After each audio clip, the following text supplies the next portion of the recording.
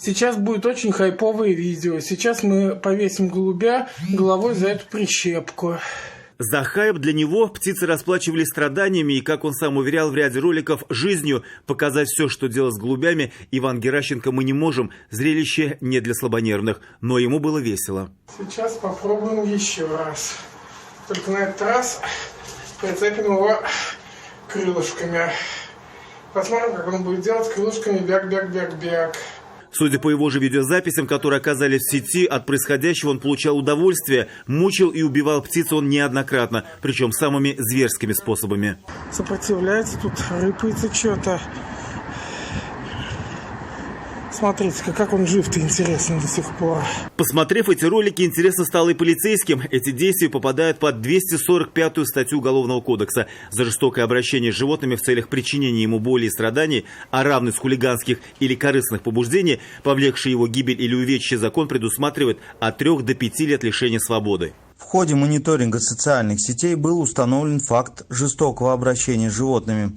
В настоящее время в отделе полиции «Восход» Управлением МВД России по городу Казани проводится проверка, по результатам которой будет принято процессуальное решение. Сам Иван Геращенко уверяет, он не живодер, всем просто показалось.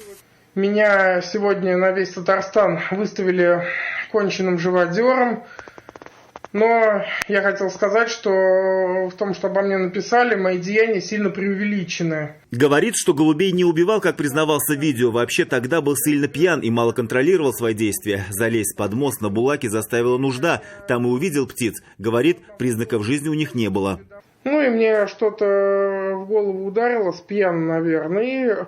И я решил снять видео, как будто я убиваю голубей. У меня при себе был нож, с которым я ходил на шашлыки, такой маленький одноразовый нож.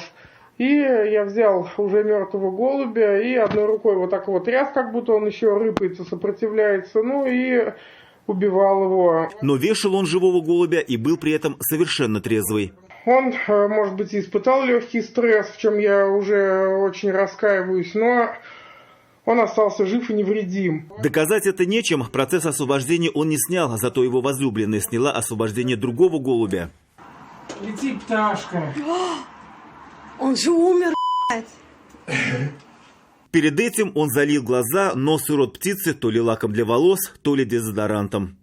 Тебе кажется, надо духами побрызгать, чтобы тебя хорошо пахло. Видео, говорит, снимал, чтобы посмотреть на реакцию друзей. Услышал осуждение. Уверяет, что удовольствия от процесса не получает. Я не живодер, я от этого ничего, там никакого наслаждения не испытываю. Там, если над кем-то издеваюсь, я не какой-нибудь там маньяк Чикатило. Рассказал, что над кошками никогда не издевался, наоборот. Собаку он убил один раз, говорит, защищался, когда его укусил пес, а кирпич случайно был под рукой. В целом, в содеянном раскаивается и просит его простить. Я в этом раскаиваюсь, и я бы сам хотел вступить в ряды зоозащитников. Радик Фархулин, вызов 112.